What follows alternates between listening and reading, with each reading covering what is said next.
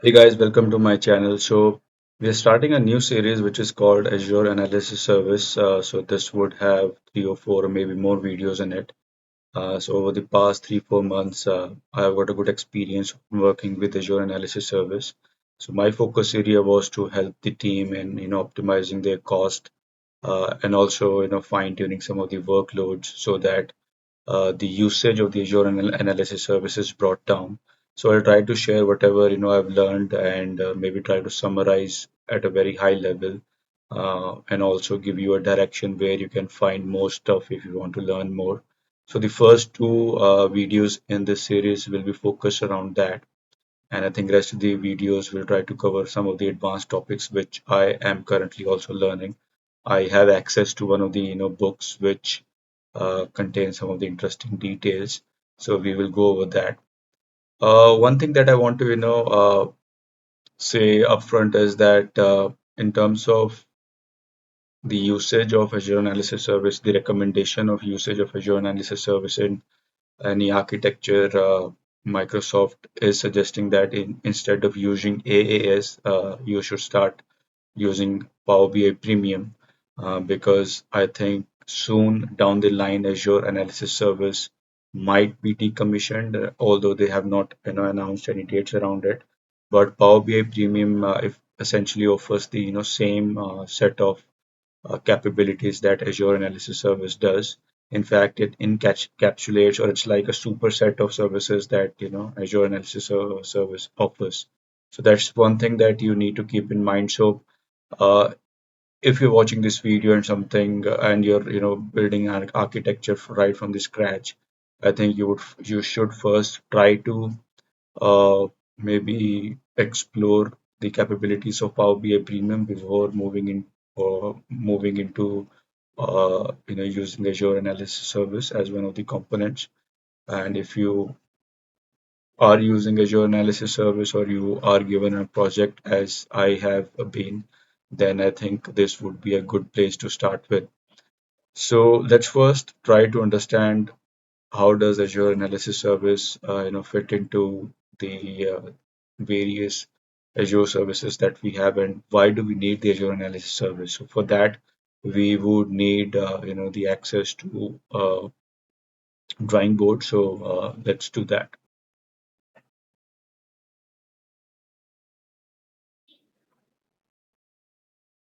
Okay, guys, so let's jump into it.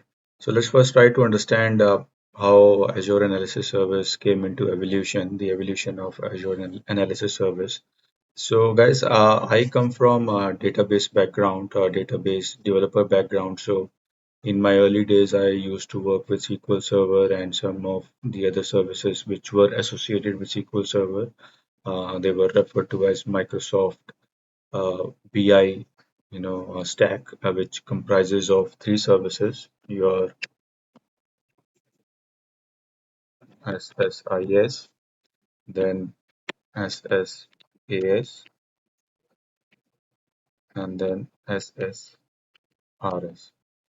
So these are the three services that were referred in conjunction as MSBI.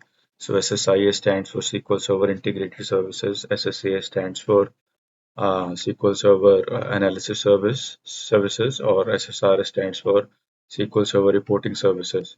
So what does it mean is that if you are working on a database project or a data-oriented project where you want to collect data, and also you want to report that data to some of your leadership team, then you can use all of these services, obviously along with SQL.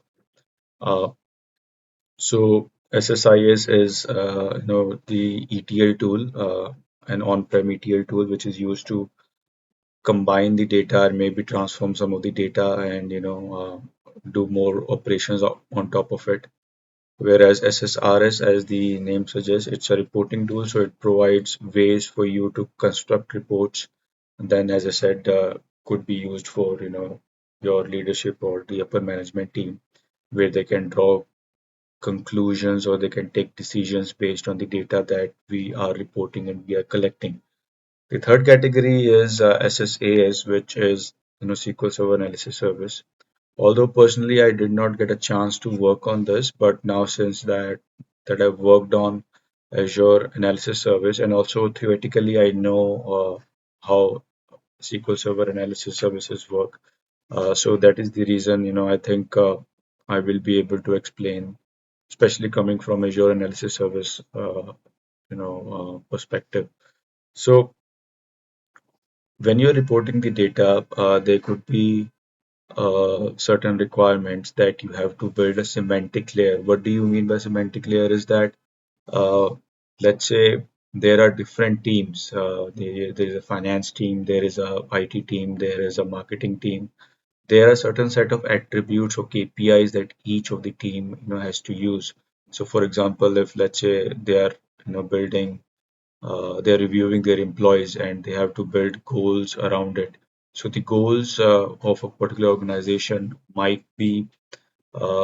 uh, might be similar for all the teams. So that is one of the examples where you have similar kind of KPIs for all these different teams. So instead of all these different teams like IT, marketing, and finance building up their own KPIs, their own data model, we can have a layer in between, which we call as a semantic layer, where we build these common KPIs, and the overhead on a particular team to build this layer will be taken away, will not be there. So just to avoid that, we have SQL Server analysis services, and not only that, it will also help you in aggregating data in different ways. So you will have an aggregated data layer. So instead of using the aggregate, doing the aggregations on the reporting layer, which will be which will be cost and time consuming, you can do it in a specific layer, which is called as Azure Analysis Service. Now there is a concept of multi-dimensional and tabular. I would not go deep into this because these are advanced topics.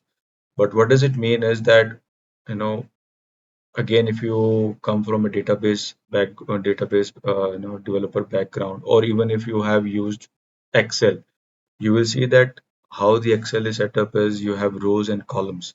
You have only two dimensions, which means if you want to aggregate, you can only take the help of these two dimensions in order to roll up your values. For example, if you want to roll up the sales by a particular department, you can do that. uh, so you can only have two dimensions in order to roll up. But whereas in analysis service, uh, although I have not, to be really honest, I totally don't understand the concept. But what it means is that you can have more than two dimensions, and if you want to roll up on third dimension or fourth dimension, you can do that. So you can probably think of it as a cube where you have different dimensions. Different dimensions, I mean to say, you can have different metrics, like not metrics, or maybe something like if you have a sales data, you could have different uh, dimension. Yeah, dimension I think might be the right word. You can have a product dimension, you can have a store dimension, or you could have a country dimension. So if you want to roll up your data based on all of these three, you can do that. And in AS word, we used to refer to this as cubes. So cubes basically means it involves more than one dimension. So basically, the benefit that you get out of it is that your information will be rolled up. You don't have to apply the aggregated aggregations at the reporting layer, and you can share those aggregations across various teams. I know this might not be 100% accurate, so whatever I have talked about, but it might give you a little sense of what Azure Analysis Service does. So you have two major concepts here: tabular model, and the other one is your multidimensional model.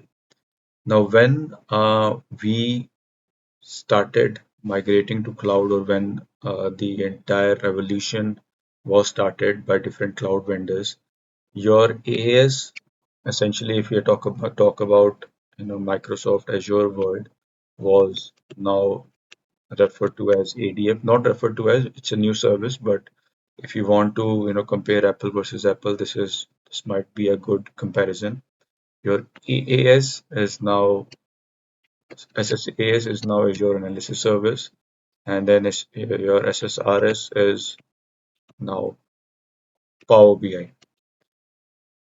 So these are the services that you see in cloud, and out of it, as we were talking about SSAS, in SSAS you have two major concepts. One is the multi-dimensional model, and the other one is tabular model.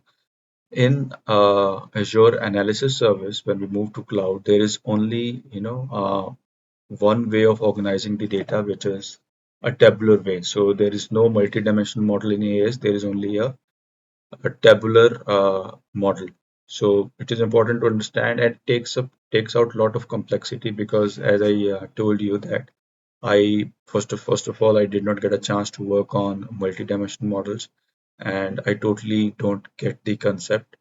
But up till now, as I think this would be true for you as well, that majority, part of your career, you would have worked with tabular models. In terms of thinking or visualizing how the data looks like, you would think of only rows and columns, not more than that. So that is where, they have made it simplified, and it's called Azure Analysis Service, which uses a tabular view.